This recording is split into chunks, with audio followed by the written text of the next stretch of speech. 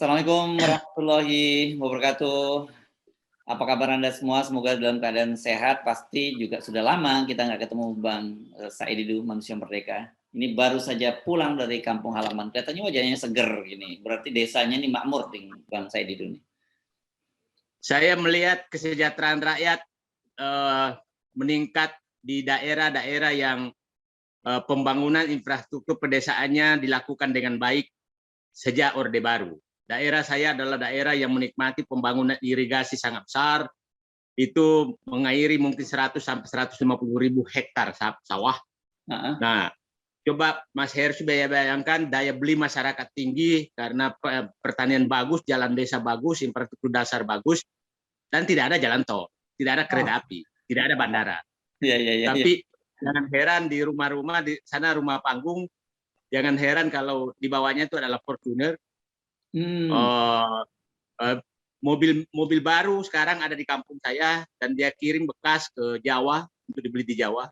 Dulu beberapa tahun lalu mobil bekas saya kirim ke kampung saya untuk dijual. Sekarang saya mereka yang memiliki mobil baru. Jadi memang itu fakta menunjukkan bahwa infrastruktur dasar untuk ekonomi rakyat mensejahterakan rakyat, bukan infrastruktur yang di yang di atas. Itu faktanya. Saya bisa menggambarkan kenapa mereka minimal penghasilan sawah di sana tuh ya rata-rata 30 juta per hektar per panen. Anda bisa bayangkan kalau 100.000 hektar, berapa uang yang masuk ke kampung saya itu. Daya belinya tinggi. Oke, panennya setahun berapa kali itu? 5 kali 2 tahun lah. Jadi 2,5 kali. Iya, kalau kira-kira jadi 150 juta per tahunnya, 75 juta penghasilannya ya mereka rata-rata ya. Per hektar. Dipotong ongkos tuh kira-kira dengan lain-lain ya kira-kira per satu kali panen itu 5 juta rupiah ongkosnya. Kalau di kampung udah makmur ya hidup dengan angka seperti itu ya. Mereka makmur, Mas. Daya beli tinggi sekali. Daya beli tinggi. Jadi di sana harga mahal.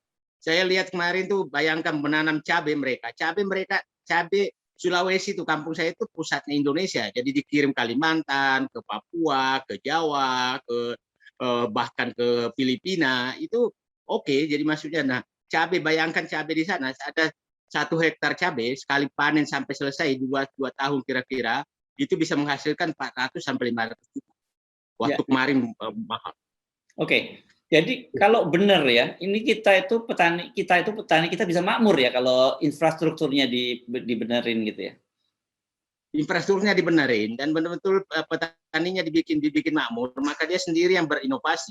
Jangan heran di mesin-mesin traktor di kampung saya itu hampir mungkin ya setiap 10 rumah punya traktor. Dan penggilingan padi itu hampir semua penggilingan padi yang modern. Itu yang modern tidak lagi pakai sapi, itu modern sekali. Jadi kalau mau belajar bertani ya datanglah ke kampung saya. Itu petaninya makmur sekali.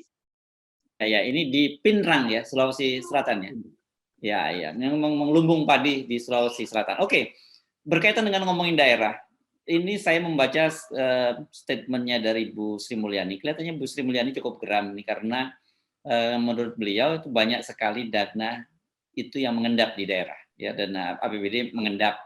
Dan padahal dalam situasi sekarang harusnya itu belanja pemerintah itu kan sangat membantu pertumbuhan ekonomi, terutama di daerah-daerah. Ini saya kutip ya, datanya itu kalau pada bulan April lalu saja ya, bulan April lalu itu ada total sampai 194 triliun itu dana yang tersimpan di perbankan punya daerah. Sekarang turun menjadi 165,9 triliun dan disebut-sebut Jawa Timur itu paling gendut nih rekeningnya yang diparkir 22 triliun. Itu apa yang terjadi sebenarnya Bang Said? Ini keluhan Bu Sri Mulyani sejak 2008. 2007 Bu Sri Mulyani mengeluh. Udah lama benar ya? Mengeluh. Jadi keluhan yang puluhan tahun. Kalau puluhan tahun berarti kemampuan membuat kebijakan untuk menghindari hal seperti itu perlu dipertanyakan. Puluhan 10 tahun dan kewenangan ada di beliau. Nah, tapi keluhan itu juga perlu kita lihat. Coba tadi 190 triliun dari sekian kabupaten, dari sekian desa, itu menurut saya tidak terlalu besar. Kenapa? Begini Mas Heru. dana yang ditransfer ke daerah itu kan ada beberapa, dana alokasi umum, dana alokasi khusus. Dana alokasi umum adalah overhead. Overhead itu, dan sekarang dana alokasi umum itu mungkin mendekati 90%. Nah, dana alokasi umum itu kan adalah untuk gaji, untuk pemeliharaan kantor, untuk overhead kantor, dan lain-lain. Itu dana, nah, dana alokasi umum. Anggaplah kita bahas itu. Dana alokasi umum umumnya adalah belanja untuk setahun atau belanja minimal 3 bulan. Kalau tiap 3 bulan dikirim, maka belanjanya 3 bulan. Tapi kontraknya sudah setahun. Saya kasih contoh, umpamanya pemeliharaan kantor, pembersihan kantor, pembelian ATK, apa segala. Itu kan sudah kontrak setahun, tapi dibayarnya per triwulanan. Nah, dan itu tertahan tuh karena belum dibayar. Istilahnya dana-dana seperti itu dana terikat, nggak boleh dipakai, tidak boleh juga dikeluarkan. Jadi harus ngendon di ban, nunggu tagihan kontraktor. Nah, nunggu orang gajian baru dibayar. Jadi saya pikir saatnya Menteri Keuangan membedah kepada publik supaya jangan menyalahkan begitu saja. Dana itu peruntukannya untuk apa? Karena daerah juga, saya baru pulang ke daerah, sudah mengeluh sekali kekurangan dana. Anda bisa bayangkan hampir daerah sekarang tuh mungkin saat normal mendapat sekarang paling 60-70% dari dana normal. Jadi sudah menurun sekali. Nah, dana ke daerah juga kan ada langsung ke dana desa yang masing-masing 1 miliar. Ya kan itu juga. Nah, jadi menurut saya saatnya dibuka. Tapi lucunya pemerintah pusat membuka seakan-akan banyak di daerah, padahal di pusat juga ada kelebihan dana yang sangat-sangat besar. Hasil audit menunjukkan bahwa Silpa 2019-2020, akhir 2020, Silpa itu apa? Ada Silpa itu sisa anggaran lebih. Oke. Silpa anggaran lebih, penggunaan anggaran. Sisa anggaran lebih, penggunaan anggaran. Itu ada sekitar 450 triliun. Nah, 450 triliun itu dana sudah nggak dipakai, sudah selesai di audit. Kalau yang daerah tadi kan dana yang ada di rekening yang mungkin saja menunggu penggunaannya karena belum dibayar. Nah, 190 triliun di total seluruh kabupaten sekarang 500-an lebih ya. Ya. Kan lebih kecil sebenarnya. Ya, kan kecil per kabupaten tuh. Ya kan, 500 lebih kali umpamanya 100 triliun kan kecil-kecil gitu, kecil per kabupatennya. Jadi saya punya keyakinan bahwa dana yang dikatakan Bu Sri Mulyani itu adalah dana terikat yang tinggal menunggu pembayaran sehingga harus disimpan di bank. Kalau dikeluarkan dari bank ya ditangkap. Nah, coba kita bahas yang 450 triliun itu bukan disimpan di ini, itu sudah ada di Bank Indonesia, pasti ada di perbankan juga, tapi kan dia peroleh dari utang, Mas Heru. 454 triliun itu diperoleh dari utang. Nah, bayangkan utang dikenakan bunga 5-6 sampai sekitar 6%. Rakyat membayar bunga 6% per bulan, per tahun, terhadap dana yang tidak digunakan 450 triliun. Jadi menurut saya, ini kan membuat kerugian negara. Kerugian negara itu karena membayar utang. Nah, pasti penyebabnya, nanti mungkin keluar lagi, kami hemat. Loh, kalau kamu hemat, kenapa kamu ngutang? Ya kan, mengambil utang berlebih itu kan membebani rakyat, gitu kan. Nah, jadi menurut saya perlu juga diaudit Kementerian Keuangan sistem ngambil utangnya seperti apa sehingga berlebih ngambil utang tapi tidak dibelanjakan, ya kan. Nah, jadi menurut saya berharap sih transparan semua. Kementerian Keuangan juga membuka kegagalan pusat, daerah juga dibuka. Kalau saya pikir ya udahlah buka per daerah. Saya yakin tadi itu Jawa Timur 22 triliun ya. Ya. Ini 22 triliun. 22 triliun paling kecil Sulawesi Barat 900-an sekian miliar gitu.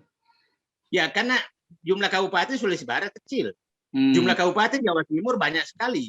Dan pasti jumlah pegawainya juga banyak. Ya kan? Jumlah kantornya juga banyak. Jadi dana terikatnya juga banyak. Dan saya yakin mungkin 22 triliun itu mungkin hanya belanja gaji pegawai sebulan loh. Di Jawa Timur tuh.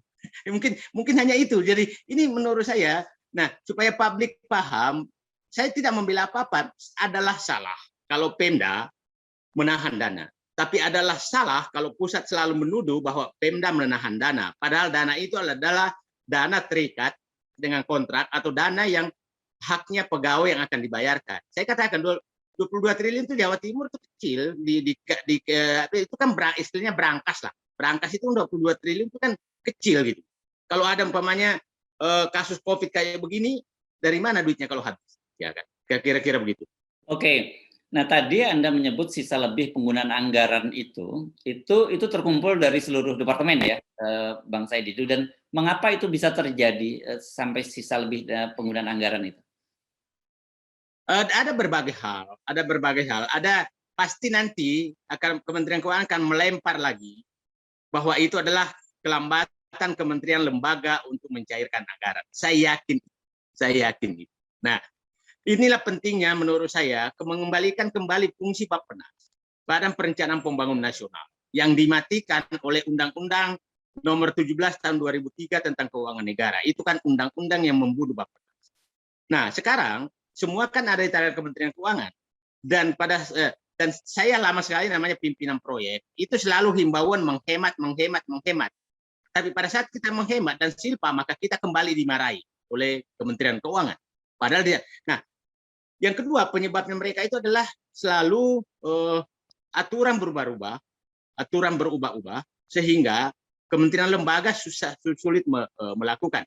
Coba Mas Herssu bisa bayangkan, itu kan selalu dulu ada namanya anggaran anggaran biaya tambahan (ABT). Anggaran biaya tambahan itu dikasih kira-kira Juni dibahas, Agustus selesai, Oktober baru cair. Bagaimana membangun ini padahal tender harus 45 hari. Jadi nggak mungkin. Jadi kadang-kadang memberikan anggaran yang nggak mungkin dicairkan. Nah, itu menjadi silpa. Jadi menurut saya sih berharap Kementerian Keuangan berbesar hati, DPR, pemerintah menghidupkan kembali Bappenas agar Bappenas ya merancang bagaimana membangun secara efektif dan menggunakan anggaran secara efektif, bukan Kementerian Keuangan.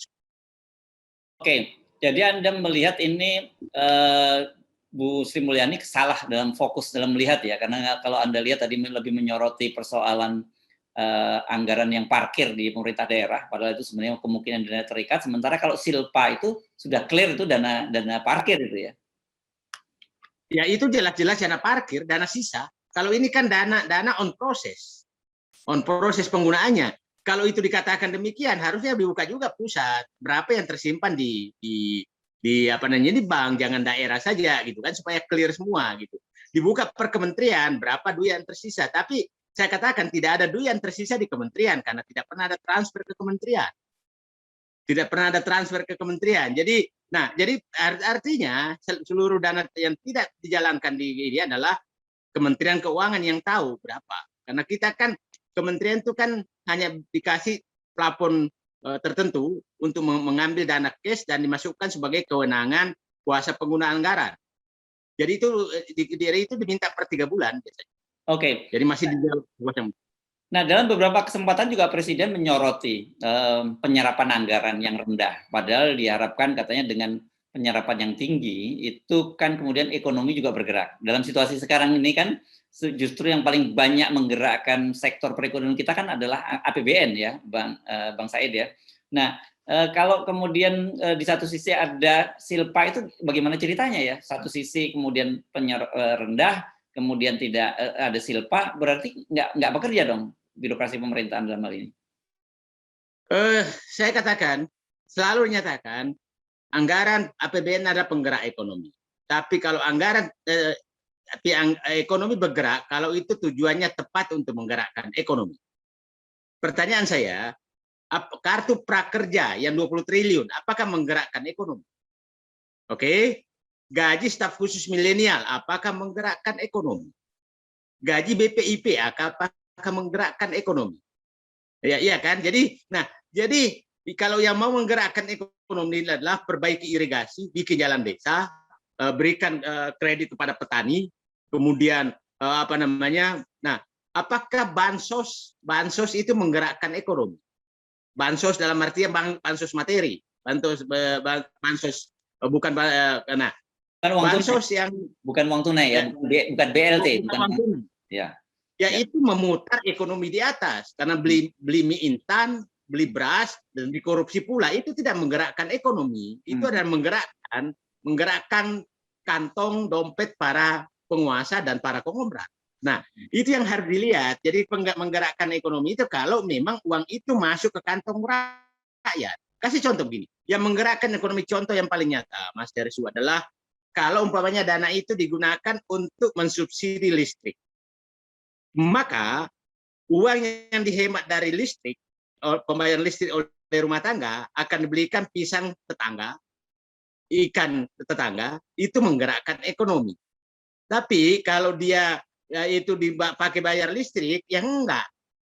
Menaikkan jalan tol, itu tidak menggerakkan ekonomi. Jadi sebenarnya yang harus menggerakkan ekonomi adalah yang masuk ke dompet rakyat, itu menggerakkan ekonomi. Nah sekarang saya kasih contoh, apakah subsidi penghapusan PPNBM terhadap mobil itu menggerakkan ekonomi? Menggerakkan ekonomi betul, tapi itu menggerakkan ekonomi kepada pabrik mobil untuk membayar utangnya ke luar negeri, untuk membayar utangnya ke perbankan, untuk membeli chassis dari luar negeri. Jadi itu adalah menyedot uang rakyat untuk dialihkan ke luar negeri. Itu pemikiran-pemikiran itu harus dalam pikiran. Jadi ya prinsip dalam ekonomi ini gini, Mas Heris, sebenarnya uang hanya bisa menggerakkan ekonomi apabila uang itu disampaikan ke rakyat dan uang itu dibelanjakan oleh rakyat untuk produk yang ada di sekitarnya atau produk dalam negeri. Itu baru menggerakkan ekonomi. Tapi kalau itu hanya digelontorkan, tapi itu hanya dipakai untuk membeli hal-hal yang aneh-aneh yang tidak produktif, atau membeli produk luar negeri atau membayar utang luar negeri, itu namanya mematikan ekonomi. Jadi tidak semua pencairan anggaran itu menggerakkan ekonomi. Oke, clear ini. Jadi soalnya sekali lagi sebaiknya Bu Sri Mulyani lebih melirik kiri kanan gitu ya di departemen-departemen dan di kantornya sendiri ketimbang mengurusi anggaran di daerah-daerah. Ya, itu penting juga, tapi janganlah selalu daerah. Saya kan katakan keluhan beliau tuh sejak tahun 2007. Iya. Itu keluhan 2007. Masa sih 2007 sampai sekarang berapa tahun tuh? 15 tahun. 14 tahun. 15 tahun. 15 tahun beliau sebagai Menteri Keuangan, masa nggak bisa menyelesaikan kalau itu keluhan. Okay. Kan regulasinya ada di beliau. Ya. Jadi apa artinya? Bu Sri Mulyani harusnya berhenti mengeluh ya? Ya, saya berharap Bu Sri Mulyani kembali kepada Bu Sri Mulyani dulu, yang benar-benar profesional. Tidak ada seorang profesional itu membuka semua data yang ada. Dan tadi ya Pemda juga ya jangan diam aja kalau dituduh terus. Ya. Oke, baik. Terima kasih Bang Said Didu. Assalamualaikum warahmatullahi wabarakatuh. Waalaikumsalam warahmatullahi wabarakatuh.